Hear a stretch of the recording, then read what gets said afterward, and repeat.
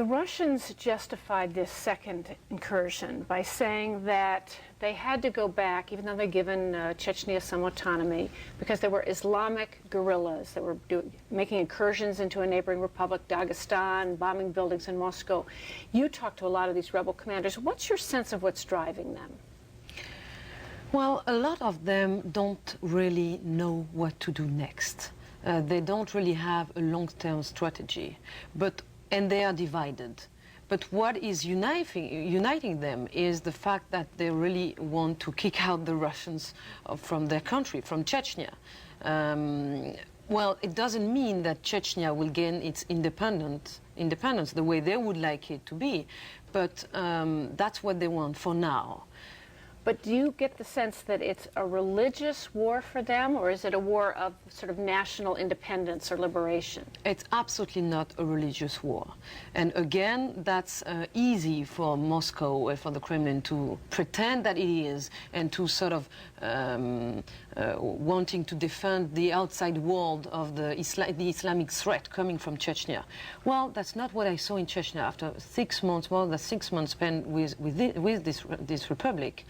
I didn't see any kind of Muslim extremism in this republic. The way the Chechen people practice Islam is a very sort of humble way, has nothing to do with extremism, even though, of course, there is a bunch of Chechen rebels who are extremists and fanatics, but it's a minority. So how do the Chechen civilians feel? I mean, obviously they hate this war, but how do they feel about the war being fought in their name? I mean, where are their sympathies? The Chechen people. The Chechen people are lost. They don't know what to think anymore. They are depressed, deeply depressed. I mean, when we talk about being depressed here in the West, I mean, here are the people who are really depressed. And they have many reasons to be. That's why they don't trust anyone anymore. They lost their trust in their own elected president, Aslan Maskhadov, who is one of the top rebels. They lost their trust in any kind of pro-Russian Chechen leader. They lost their trust in Russia. They only want one thing, this war to stop. Now, you said that even though Russia is saying publicly the war's over, essentially, and they're saying they're in full control, that that's not the case. But what's your... You went back there just a few months ago. What's your sense of the rebel commanders and how determined they are to continue this? Do you think they are? I was there not a few months ago, but a few weeks ago. I'm back from Grozny. I was there 3 weeks ago. Of course, the rebels will do something probably soon, before the end of the summer, in order to change this situation, because right now the situation is completely deadlocked. Nothing is moving, absolutely nothing, and that's why Russia pretends that, you know, the war is over, but in fact it is not over. Most of the rebels have nothing to lose.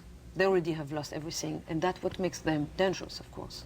Finally, before we go, take us back to the end of your 6-month stay there, sort of in disguise, and what finally happened when the Russian authorities found you out?